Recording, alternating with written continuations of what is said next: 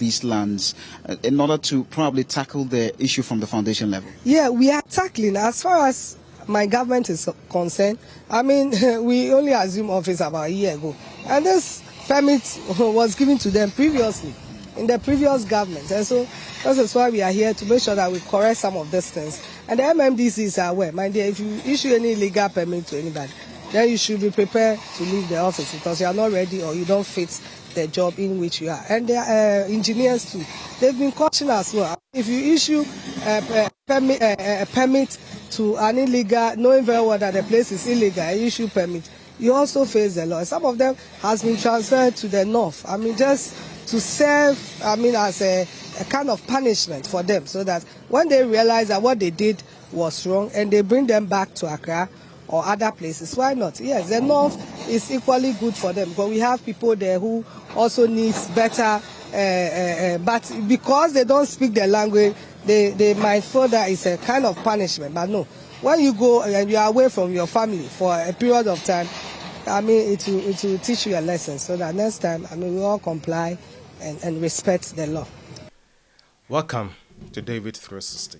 And people, the question is, what does it say about a nation when parts of its own land are casually spoken about as though they are places of exile? What does it reveal when leadership language unconsciously frames an entire region as punishment? And perhaps the most uncomfortable question of all, when did we become so accustomed to ranking parts of our own country in our minds that we no longer even notice when it happens? These were the questions that lingered in my mind, after hearing the recent comment surrounding the demolition exercise and the transfer of some officials who were allegedly involved in the wrongful issuance of permits for illegal developments. In the middle of all the national attention focused on bulldozers, collapsed structures, environmental violations, and political accountability, one statement quietly stood out above everything else. It was not the demolition itself that caught my attention. It was not the machinery, the dust, or the tension that naturally follows such exercises. It was the statement that some officials had been transferred to the north as a kind of punishment. Really?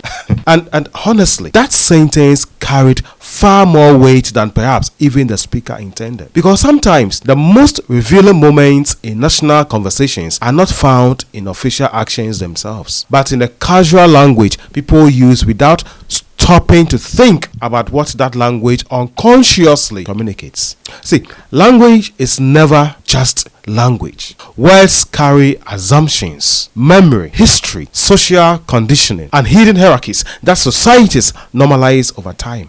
They often reveal how a nation truly sees itself when nobody is deliberately trying to sound offensive or controversial. That is why this particular statement matters beyond politics, my people, beyond demolitions, and beyond administrative transfers. Because underneath those few words sits a deeper national conversation that Ghana has avoided confronting honestly for decades. So we hear such phrases over and over and over, and nothing as a nation has been done.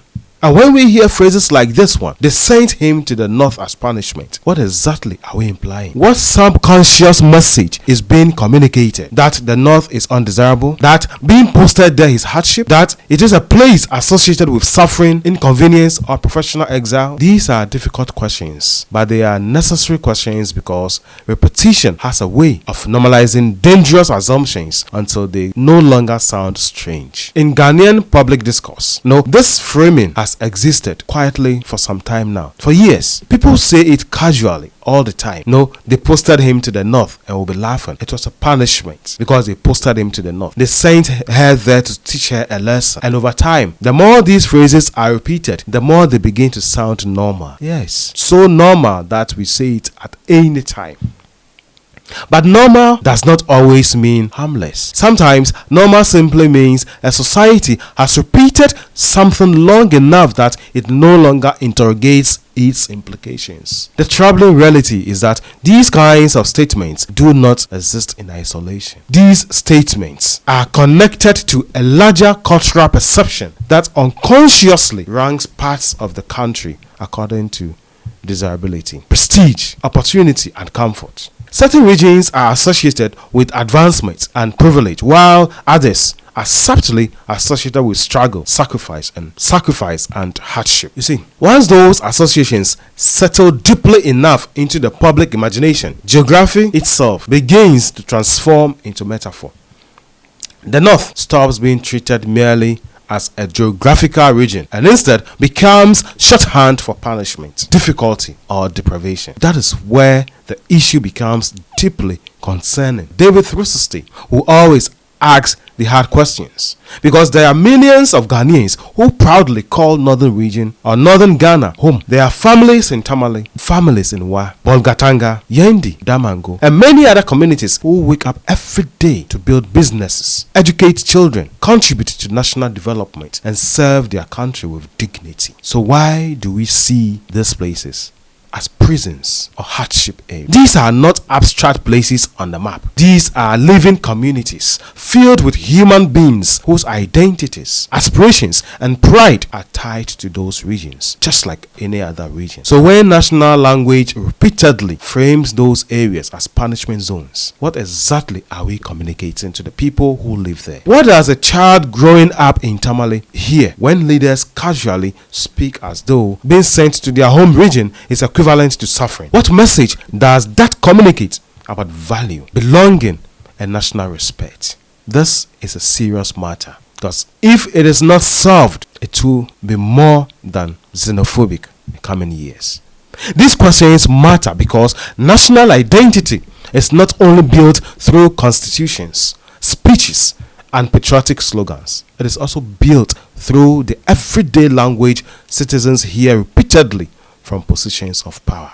And when that language subtly devalues certain parts of the country, even unintentionally, the consequences extend far beyond semantics. Now, to be very clear, the issue here is not the demolition exercise itself. Environmental enforcement is necessary. Wetlands matter. Flood-prone zones matter. Ramsar sites matter. Illegal developments that threaten ecosystems and human lives cannot simply be ignored. If people knowingly violate regulations, abuse protected lands, or exploit loopholes within the system, then accountability must follow. No serious society can function without enforcement of law, and nobody should be above accountability simply because they possess influence, money, or political connections. No one is above the law, just as the minister said. In fact, one of the frustrations many citizens often express is that Ghana frequently struggles with enforcing laws consistently until disasters occur. Yes. So the principle of accountability itself is not under attack here. What is under scrutiny is the language surrounding that accountability. Because leadership is not only about action. Leadership, it is also about tone. It is about the dignity of communication. It is about understanding how certain phrases reinforce deeper societal perceptions that already exist beneath the surface. And honestly, Ghana has long carried a quiet developmental imbalance that many citizens experience, but few leaders openly confront with sufficient urgency. Some parts of the country have historically benefited from greater investments, stronger infrastructure, more institutional concentration, and broader economic opportunity than others. This is a fact. And it's very glaring. Roads, industries, educational institutions, healthcare access, and economic attention have not been distributed evenly across the country for decades. And this is not only Ghana. This cut across Africa. No, this is not merely opinion. It is a historical reality shaped by policy decisions, political priorities, and uneven development patterns over generations. But instead of confronting those imbalances directly and aggressively correcting them, society often masks issue through language. We normalize the disparities by joking about. We convert developmental inequality into cultural perception. And eventually, those perceptions begin to feel natural rather than constructed.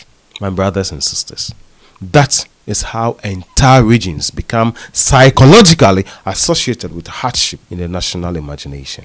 The tragedy is that the North itself is not the problem. Northern region is not the problem. The real problem, is the uneven development that has existed for years. Yet, rather than treating that imbalance as a national emergency requiring serious correction, society sometimes unconsciously shifts the burden into the identity of the region itself. This is shameful, very shameful. That is why the regional minister's statement felt so revealing to many people. Not necessarily because there was malicious intent behind it, but because it exposed how normalized this thinking has quietly become within leadership culture and public discourse. The statement sounded casual because perhaps within certain circles, the assumption itself already feels ordinary. Yes. And that is precisely why moments like this deserve deeper reflection. Because when authority casually frames certain regions as punishment zones, it tells us something significant about how power unconsciously perceives different parts of the country. Ghana is not experienced equally by everyone who governs it. Some experience the country through convoys, secure offices, and institutional privilege. Others experience it through poor roads, underfunded schools, overcrowded hospitals, unreliable infrastructure, and economic neglect. That is how others experience it. Those unequal lived experiences inevitably shape perception. You see, so when leaders make casual remarks about certain regions being hardship postings, ordinary citizens do not simply hear a statement. They hear decades of unequal attention compressed into a few words. They hear the echoes of developmental imbalance that have quietly shaped the nation for ages. That is what they hear. When people from these regions hear these statements, they feel the pain of rejection. And perhaps that is why this conversation resonates so deeply, because language from leadership carries enormous symbolic power. It influences how young people imagine their own country, imagine their own region, and this affects where professionals aspire to work. It affects where professionals aspire to work because when it shapes how regions are perceived economically and socially, it reinforces invisible hierarchies inside the national consciousness. Once those hierarchies become normalized, they begin reproducing themselves automatically. Investment patterns follow perception. Opportunity follows perception. You see, human aspiration follows perception. That is why careless language from authority can have consequences far beyond the immediate moment in which it was spoken. Sometimes societies reveal their deepest inequalities not through official policy documents but through the unconscious assumptions embedded within ordinary conversation. Maybe that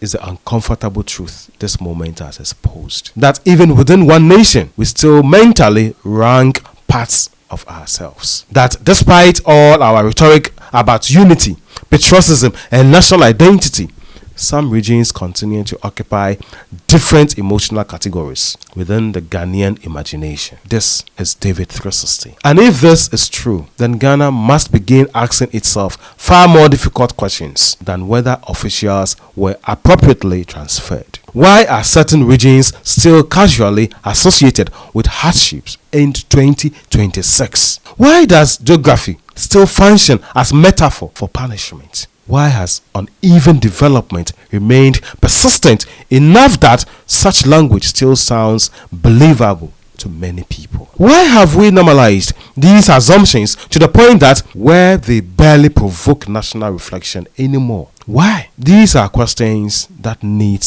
reflection. Because ultimately, the deepest issue here is not the transfer issue itself. It's not the transfer itself. The deeper issue here is what society collectively believes that transfer represents. That is where the moral weight of this conversation truly lies. No part of Ghana should ever feel like exile within Ghana itself. No child growing up in Tamale, Wa, Bolgatanga, Yendi, or Damango should hear their home discussed nationally as though it is where people are sent to suffer. This is David 360. we bring you the truth, the story behind the story. That is not simply a linguistic problem. It reflects something historical, structural, and deeply psychological about the way the nation has evolved unevenly over time. And perhaps this moment is forcing the country to confront a truth that has remained uncomfortable for far too long. Sometimes the hardship inequalities are not only visible in budgets, roads,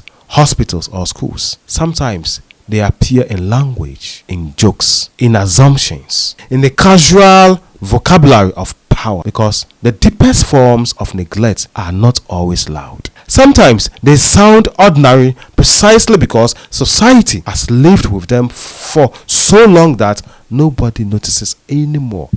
And maybe that is a real challenge this moment leaves Ghana with. The real challenge Ghana needs to face head, not simply to rethink enforcement or administrative transfers, but to rethink how the nation speaks about itself. Because true national unity cannot exist if some regions are unconsciously viewed as sacrifice zones, while others are viewed as centers of prestige and opportunity. National dignity requires that every citizen, regardless of geography, feels equally valued within the imagination of the country itself. That is what national dignity requires. It requires that leadership understands the moral weight carried by public language.